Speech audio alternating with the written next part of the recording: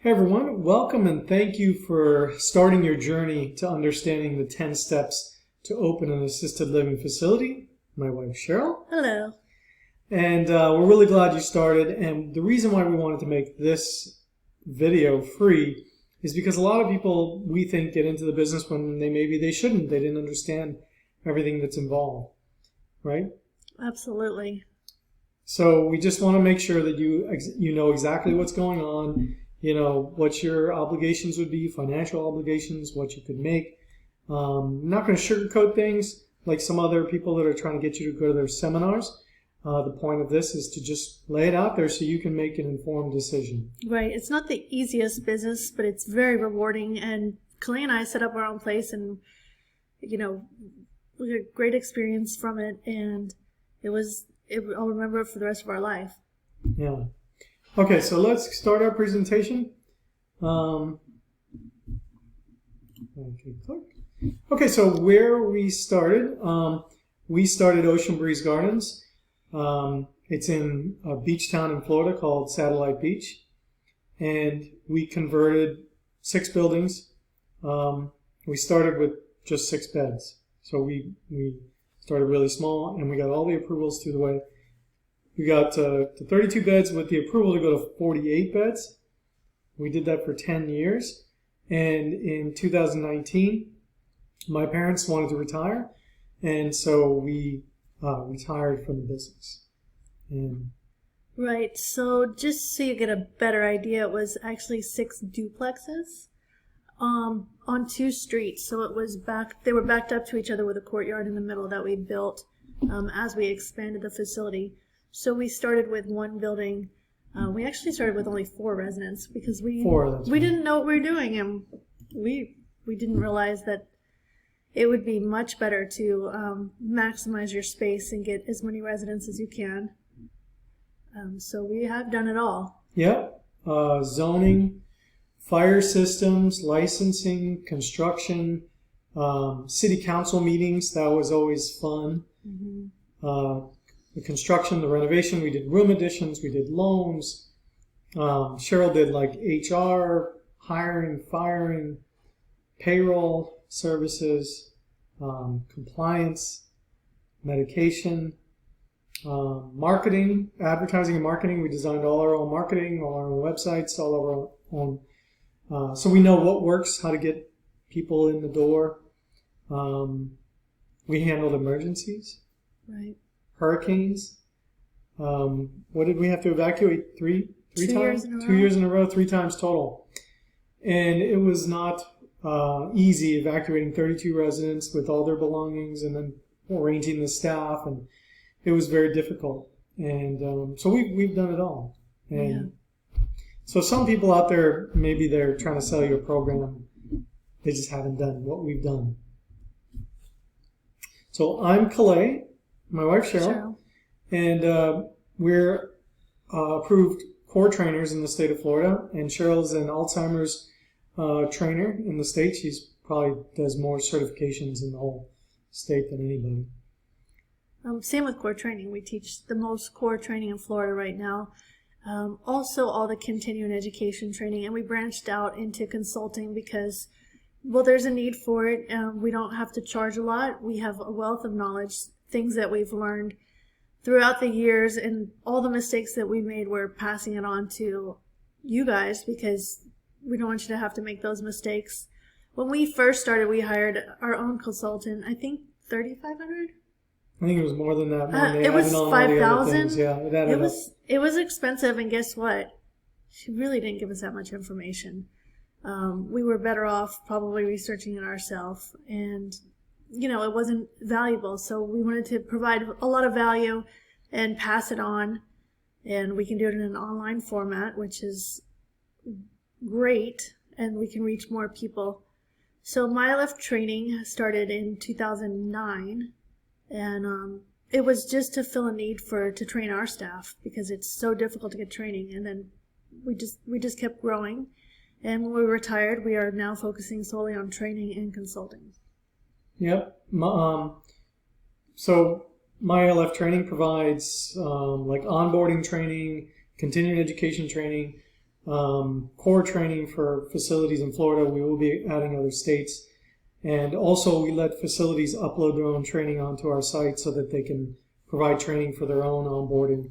A lot of facilities. And when you get into the business, when you hire an employee, you have to provide a certain set of training specific to your facility. So people upload their training to our site, and then their employees log in.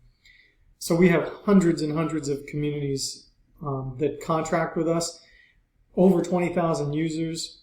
The core training Cheryl mentioned, over 2,000 students have taken our core training. We have one of the highest pass rates in the state. We do exam preps. We've got a lot to that. And then a lot of people that have taken our training have gone on to open their own facilities, right, Cheryl? Absolutely. And very successful people. So it's fun to, hold their hand through the process and grow and learn with them. And, even we learn all the time, too, different things, because it's difficult when you're dealing with your city and state regulations, and it's different from county to city.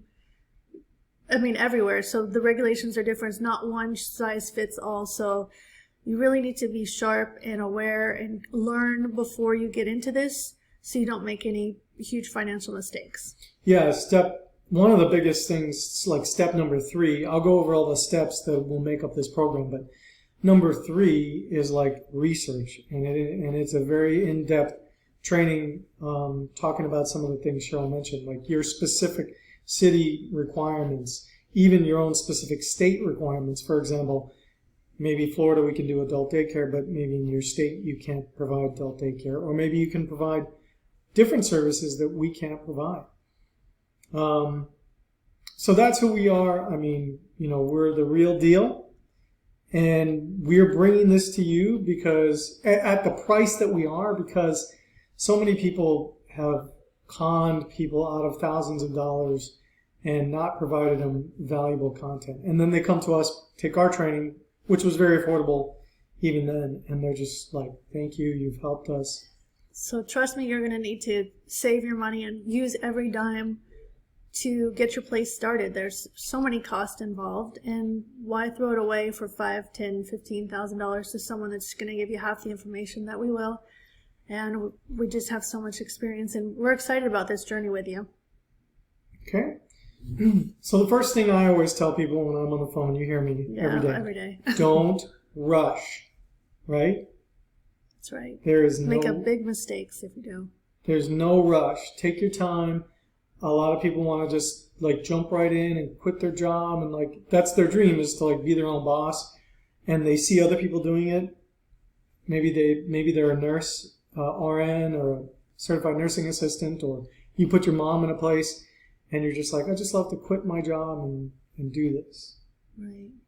So don't put the cart before the horse. You got to start with your research, and you're starting that journey right now. 10 steps to open your assisted living facility. And when I say 10 steps, it's a 15-hour program at minimum, and we're going to keep adding to it.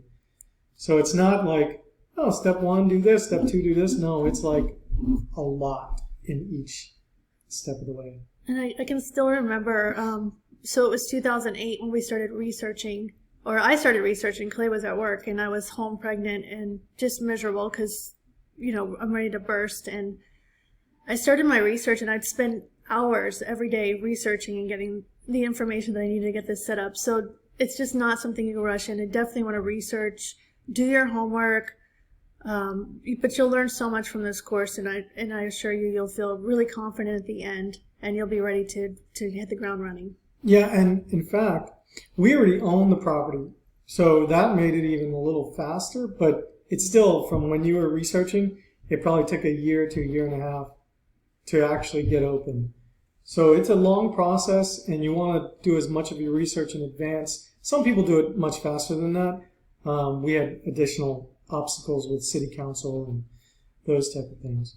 And when we did it, it wasn't as well known within the city. They had never had an assisted living in the particular city that they were in. We were pioneers. Yeah, so people were scared to, let something like that open in their community. But in the end, they embraced us and they loved us, and we were an asset to the community. So, how much do I need? Okay. It can range by so much. And if you already own the property, or your friend has the property that you're going to do, or you're already living in the property and you're going to convert it, on the low end, you can go in as low as $10,000. But that could change if your city that you're in requires sprinklers. And on the high end, it could take as much as $100,000 if you buy the property, you put 20% down, or you get some type of SBA loan. Your obligation can be much higher than that. And if you have the ability, you can also buy an existing facility. The chart says here 10 to 100,000, but it should say 10 to 200,000, because like we have a property, you could buy $1 million existing assisted living with 20% down. And I have clients that do those type of things. So you want to talk about reserve, Cheryl, working capital? Sure. You're going to have a certain amount in the bank to prepare for a loss that you may take. Some people open their doors and they've done fantastic marketing and prior to opening, and they get 3 to 4 people in right away and start breaking even and making money, but that's just not always the case. You have to be prepared for that. You have to be prepared for, to spend money on marketing. Marketing is very important. Yeah, and do you own the property? Do you already have a house? A lot of people do call me like, hey, I have this rental house that I'm thinking of converting. Well, that really can speed up a lot of things, and that was our situation. We didn't have to go out and acquire the property. So then you just have to take the next step, start doing the research. What can you do there? What can't you do there? Is there something too close? Are there loans available? We talk about that in the program. There are some loans. They're harder to get if you don't have any experience. What they determine to be experience, we talk about that. But are you bringing in a partner? We do know people. Our good friend Sheila, she's an existing facility owner. She has a 7-bed place, and she found a building that she can do 30 beds, and she brought in a partner. And that's how she's able to do it, even a person with an existing business. But maybe you have to find the right person that you want to do it with. So startup costs can range anywhere from, on the low end, $10,000 to $200,000. That doesn't really answer your question, but there's a lot of variables in there. But we break it down a little bit more throughout the training, and you can really see cost sheets, operating expenses, and different things. It'll make more sense for you. Yeah, this is just to tell you, as little as you get into it. But I would say the average to start an assisted living is probably $30,000 to $50,000. Mm-hmm. But I have known people to do it less. Okay? So how much time is required?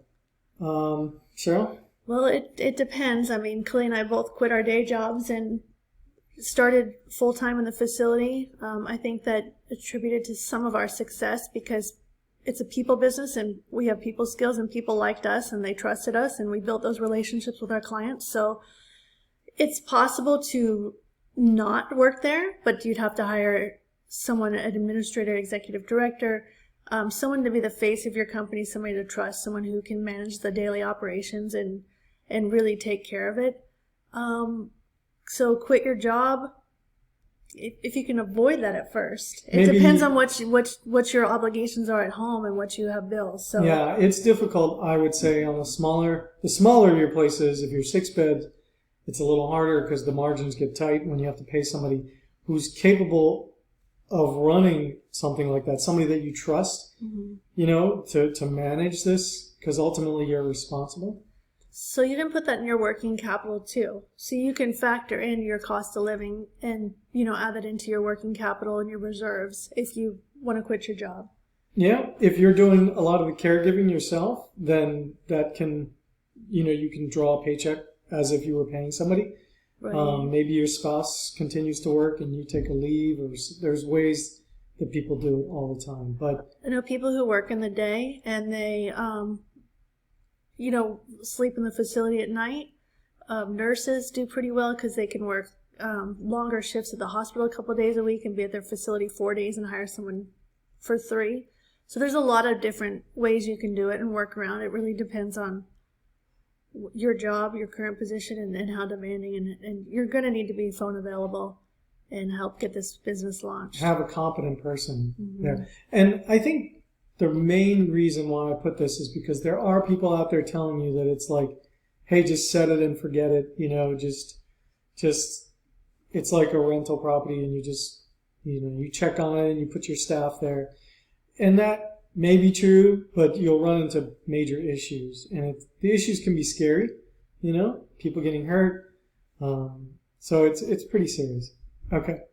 And the things that you're going to be, if you're not going to do it, you're going to have to be asking people to do, like, manage medications, facility tours, meeting people, showing them your place, meeting with agencies, which Cheryl was really good at and I was horrible at. But the agencies are going to come in and do inspections, complaint investigations, They're tough. They can be tough. Tough. And then marketing, advertising, who's going to be going out and doing networking events and putting together marketing material and trying to figure out how to get the phone ringing coming in. So it takes a certain type of person. I think it takes an entrepreneur. It doesn't mean it has to be like a healthcare professional. I know a lot of people that had no experience. We didn't have any experience in healthcare. And, we got in there and we hired caregivers and we learned. Right, it's possible. It is possible. It's just, but you'll need somebody who is there, like a manager. So there are webinars out there or seminars that say that it's passive income. It's not passive income. It's not a get rich quick. It's real work. These people are giving you a lot of money to take care of their mom or dad, and they're not doing it just for a meal. No, there's a lot of oversight, a lot of care that goes into it. It's a people business too. There's a lot of bonding and making connections and dealing with the families, doctors' offices. I definitely couldn't set it and forget it. There was a time when we got to a point where I hired a manager to relieve me daily and some of the operations that I was dealing with, which was, because we just kept growing, and she was fantastic, but we were still on. Like, we never took a vacation where we didn't take the phone and computer with us. Mm-hmm. It just doesn't happen. And I can guarantee you Sunday night someone calls. It might not be anything major. They probably didn't need to call. It could have waited until Monday morning at 9, but it's definitely a 24/7 business, and it has to be dealt that way. I'm not saying that you can't get a fantastic manager and put them in place. That's possible, but just knowing that it's very hands-on. Yeah, just going back to us being real, right? We're not trying to just sell you a program. Saturday night somebody could call in sick for a shift, and we talk about building your team and the program so that you have people that you can rely on to go cover a shift, or services that you can call on to cover shifts. But I have known people, I personally had to go, work a shift just to make sure that there was coverage. So those things happen. We've cooked, we've cleaned, we've cared for people, we've taken phone calls, we've dealt with state agencies, we've done it all, really. Taking people to appointments. Mm-hmm. Yeah. It's all there. So it's real work. It's not passive. It can be very rewarding. And to be honest with you, if you had 6 to 8 residents, it is pretty easy to care for 6 to 8 people. Depending on the level of care that they need, there's really not. We would go see our friends who run facilities, run into them at the mall, or run into them all over the place, because on a day-to-day basis, not a lot goes on. But some things can happen, and you've got to be prepared to be there. Right, and that's what I did like about it. There was a lot of free time, so I didn't miss field trips with my son. I didn't miss school parties. I was able to do those things, and I had a lot of flexibility, and I could work my schedule around it. And I thought that was really nice, and that's definitely one of the largest benefits, at least for me being a mom. Yeah. That was awesome. Yeah, like if you had a restaurant, for example, that's pretty intensive. I know a lot of the people who own restaurants, they don't leave the restaurant. You can leave this place. Once you get your team in place and things are operating and you've got the right residents, it can be pretty easy to manage 6 to 8 residents. We managed 32. I had a manager, and I had a person that did maintenance and bought groceries and stuff like that. But it's not that hard, okay? But it is real work. So how much can I make? The income potential can vary. I hate to do this to you. It can go from losing money, right? You're not guaranteed to make money because you have to have a certain number of residents in order to make money. And so you could lose money. We're not guaranteeing results, okay? We're going to give you the best information we can. We're not financial advisors. You're going to have to do your own research, but we're going to give you all the spreadsheets that you can plug in your own numbers. You can figure out like what is the rate of pay in my area, plug it in. What is my rent going to be or my mortgage payment going to be? Plug it in. Do I have a manager? It's all there. What are my utility costs? But you can make $50,000 a year or more. Week plus. And the spreadsheet shows you. It shows you all different variables. And most of the people we know make very good living off of this. And I think some of the people that make 50 to 60, they have 2 or 3 places. And they're making 6-figure income, the people we know. So right. It all depends on your area, what you can offer. If you're a nurse, nurses make more money. Pharmacists, doctors. So it really depends on your property and what you can offer. Yeah, and I do know nurses that still work their jobs and manage the assisted living. But it can increase dramatically when you get above 6 to 8, 10, 12. So I know a lot of people started with 6 and moved up to 10 or moved up to 20 or moved up to, remember the lady we met? She's up at 100 beds.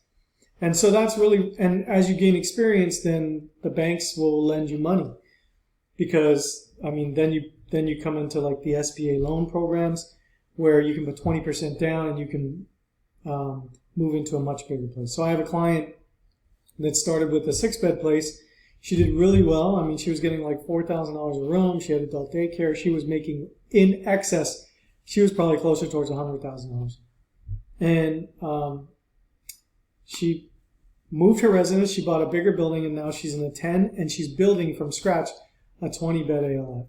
And that's when the numbers expand dramatically and you get additional help. So this could be a starting place, or it could be you add multiple units.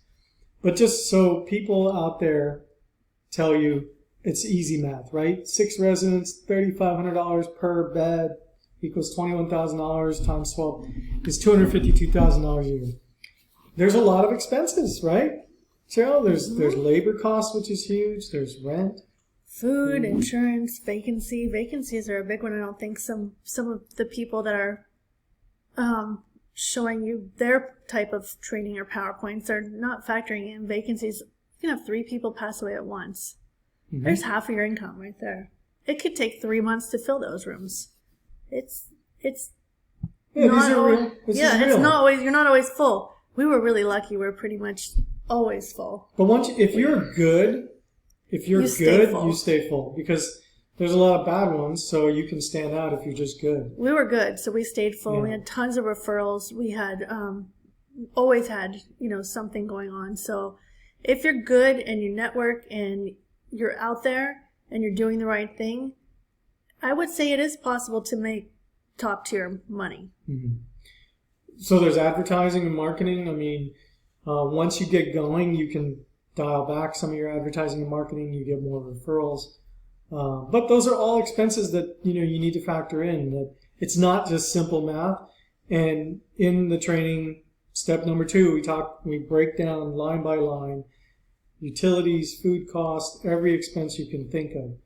So the investment into the 10-step program will be worth it. Okay. So the first thing I would say to you is, what kind of services can I offer in my particular state? So you're going to do some research. You're going to try to figure out, is it only assisted living services? In Florida, adult daycare services you can offer? Could you offer some type of companion services? What other things can you offer? Can you charge more for nursing services? Do some research so that you can find out, are you limited in scope. Okay? Can I open multiple homes? I think Cheryl touched on that. In Florida, you can. Yeah. I'm sure other states you can too, so you have to check. So duplicate your success. If you have one that's good, go ahead, open another one. No reason not to, especially if you have the referrals coming in and the reputation in the community. You can increase capacity at your current place. You could build room additions. You could do enclosed garage. Do whatever is allowed. You can do various things. I think a lot of people open a larger facility. They may move to a new building, so they upgrade themselves to a different property. Yeah, and so just because you start at 6 and your income is here, the point is that when you buy the property, is there a way you can increase the capacity? Could you enclose the garage? Could you do a room addition? Is there vacant land in the back that you could build into? Some of the bigger assisted living facilities, that's how they started. They started smaller, and then as they gain experience, gain revenue, they're able to increase capacity here. That's exactly what we did. Our final step, we got approval to enclose our garages. And so there's multiple ways you can grow once you get into it and you start. And adding additional small homes is one way. I mean, it is, in some ways, it's easier to run 2 than it is to run 1. Because you have extra help. You have extra caregivers you can pull. You're duplicating your marketing efforts. All your efforts are duplicated, so it's a lot easier to run 2 than it is to run 1. And then you run the same payroll. You do everything is the same, right? Well, the ideal situation is see if you can buy 2 houses next to each other. Yeah, we talk about all that stuff. Yeah. And I think that when you go through this program, we want you to take a real hard look at what's called an opportunity cost, right? I know you want to do this business. Are there other opportunities that are better? That's something that you're going to have to weigh, and that's why giving you the information is going to help you make that decision. Okay? So there is a lot to learn. You want to touch on that? Steep learning curve. I mean, every year I learned something new. I didn't stop learning. I did learn a bulk of it right up front and had tons of state inspections and made a lot of mistakes and recovered from those, but you're constantly learning. And it's interesting. I know more about medications and adaptive equipment than I ever thought I'd know in my whole life. There's one point where I feel like I could just go take the nursing exam without even taking the classes because I've learned so much by being in this business. I can work in a pharmacy at this point too. It's interesting and it's something that stimulates your brain. So you're always learning. What's your background? Your background, well, I can say it's important, but I was a teacher and Clay was in commercial real estate and we sprung into it and learned.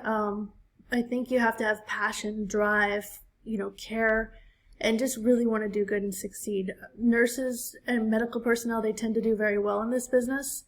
But I've seen tons of realtors go in, all different fields, people who work in insurance. So it really depends. It might be a little bit harder and difficult to start with you don't have any kind of a medical background, and I can tell you I learned a lot and I had to learn it really fast and quick, but you can do it. It's completely doable. Mm-hmm. So do you have any experience in long-term care or healthcare? It is a big plus, and I mean it when people come to do a visit and they're thinking about putting their mom or dad there, if there's a nurse there or a EMT or somebody like that has healthcare experience, or even a caregiver, it is a plus because they've been doing it, right. for a while. But I can assure you, I got to the point where people were shocked when they found out I wasn't a registered nurse because I'd learned so much over the years, and it just I just fit the profile after a while. So you can learn. You have to be willing to care for the residents, learn, just dive in and Yeah, and I have heard, though, in a couple states, only one I can think of is maybe Hawaii, where they did require you to be a nurse. I don't know if that's the case. So look into it, your regulations, but most states don't require that. Now, are you willing to care for the residents in case somebody calls in sick? I think that's an important question. If you're not willing to, then you need to be willing to pay money to call somebody in last minute. or have backup people, because it does happen. So it's a very serious business. As you know, we mentioned that earlier. I think Cheryl touched on you don't have to have healthcare experience, but when you go into this, I talk to people all the time and they say, I want to make my place like this, or I want to offer these type of services. So what is your unique selling proposition? What is going to make your place different than all the other places? I have a friend who has a facility, and she has a woodworking shop, and her facility was catered towards veteran men, and that was part of their little activities that they could do is go to the woodworking shop. Probably not sharp tools, but she was very successful with recruiting veterans and men with that unique selling proposition. Okay. So this business sometimes is stressful. A lot of times it can be. Mm-hmm. It's because it's very serious. It's a serious business. You're dealing with people. You're dealing with families, medication, staff, so many factors. And it's a serious business, but the ultimate responsibility lies on you. Yep. So you have to be on. That's what I'm going back to, like setting it and forgetting it, and just turn it into a little investment property. If you want to do that, just get a rental property, because the ultimate responsibility lies on you. If somebody gets hurt or if some issues go on, there are state inspections and local authorities, including the fire marshal, the fire department, the health department. And it can be emotional, because you grow close to these people and they do pass. So it can be emotional. But it can be very, very rewarding.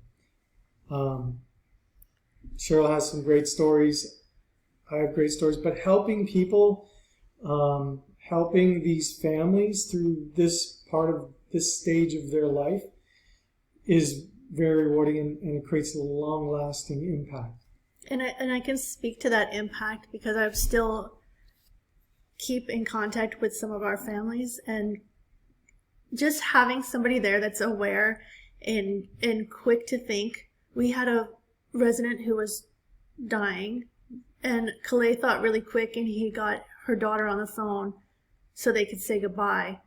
And that's just the importance of having good staff there, or yourself, making a difference. And it's been years since she passed away, and I see them probably once every 6 months, and they still talk about that moment and how much they appreciated us and the business and what we did. And we've gotten tons of referrals from our clients that live in house because you went that extra mile and we did those things. Yeah. So, and although it's stressful, and although you have to deal with these things, it's a serious business, but it's rewarding. I think it's rewarding. It outweighs all the other stuff. And most of your day is, it's very easy. Now, you just think about taking care of 6 to 8 little ladies and gentlemen. Not much goes on. You coordinate a little activity and you provide, great meals, and, they just live their life and you're helping them through it. And it can also be financially rewarding. A lot of people make a lot of money in assisted living business. And you can own your own real estate, which can help you retire as well, like we did. You can be your own boss, set your own schedule. Cheryl mentioned that. You really can set your own schedule once you get up. A lot of flexibility, yes. That was my favorite part. Yeah, and once you get full, if you have healthy residents, some residents were with us. How long was Rosie with us for? The whole time, almost 8 to 10 years. Yeah. And so if you pick the right residents, if you're lucky enough to be able to, in the beginning you might not be able to. You just got to take what you can take. But over time, we go into that in the training. We do. You can have people that are with you for a long time. I talked to my friend Nathan. She runs a facility longer than us, probably 15 years, and she gets residents, but they live with her for like 5 years on average. So right now she has a vacancy, but because she's always full, now she's like, she has to call around. But that's a good thing, right? I mean, not having really very many vacancies because she takes in. She does a good job. She does a really good job. Really good job. And they become family. I mean, I know our friends, we saw them at the mall taking residents to go get their haircuts and outings, and very rewarding. If you're already in the healthcare business or you've cared for a mom or a loved one, you know how dependent these residents can be on you and how much they appreciate even just small little interactions, I would tell the same jokes sometimes to them, and they would always laugh at my jokes. No matter how it wasn't funny, they would always laugh. They just liked the interaction. And your staff are like these angels, these caregivers, these unique people that want to care for others. And when you find good ones, it's going to change your opinion of people, because there are truly angels in this world, and you can be a part of that whole process. So let me tell you about the class that we have. This was step 1, right? Is this business right for you? We really want you to make the right decision, but in the end, we're not asking a lot of money for the class. So Cheryl, you want to step through some of the steps? Sure. Step 2, startup cost and funding the business. Step 3 is education and research. It's very detailed. Everything that you need to research, we give it to you with the document checklist that you can basically go by. Step 4, start the business. And then we go into finding the property, what type of properties we should look for, renting versus buying. Step 6. Take in possession and everything you need to do to get your place set up. We're very detailed because we've done this. We did everything ourselves, and it was a lot. It was a lot of work, and we learned a lot, and now it's great. We can pass that on. Yeah, these classes right here total over 12 hours. So it's at least an hour on average for each session. Very detailed. Step 7. Then you're preparing to open. Step 7 is preparing to open. So you've taken possession. Then you're preparing to open, doing all the things that you need to do. And then step 8. This one was my big one. So employees and staffing, I did a lot of hiring. I did all the firing. Learned a lot. Learned what not to do. So a wealth of knowledge in that one. Step 9, Calais, your marketing guru. The marketing and advertising, we created like a launch program to help you really launch and get to 3 residents as quickly as possible. So we put it all together. And then step 10, we did together, open for business, that we take you through like residents, people coming for tours. How should you do your tours? Assessing residents. What type of people should you take in? You're just not going to want to miss out on these things. If you're going to open a facility, you can't do without this information. It's so valuable. Yeah, it's highly recommended. And so I've said this for my whole life. A lot of people say that people who achieve things are lucky. But I can tell you that luck equals preparation plus opportunity. So when you're prepared and the opportunity comes around, then that's what other people call luck. And I see it every day for people that do things, for people that sit back and wait and think, and they don't take a chance. Then they're never prepared when that opportunity comes. And the opportunity could be that you don't open the place, but maybe you partner with somebody else. Like, there's all kinds of opportunities that can come from people that try things. Is that the last slide? No, we didn't say goodbye. Sorry. Okay, Cheryl, any last words for everybody? Well, we're excited about this. We're excited to share all this information. We know what a great business it can be. And I think recently I've been told, Clay, like, hey, let's go back and get a small place again. But we're very busy with training and consulting, and I'm just thrilled to pass this knowledge on to you. Yeah, I mean, but because we're in the business and, you know, opportunities come up and we're like, well, that's a good opportunity. So, yeah, email us with any questions. You can go right to My ALF Training, check us out, take a look at who we are and what we've done. My ALF Consultant is where we do more of our business side of things. Send us an email. Go to our Facebook page. Thanks, and hope to see you inside the course.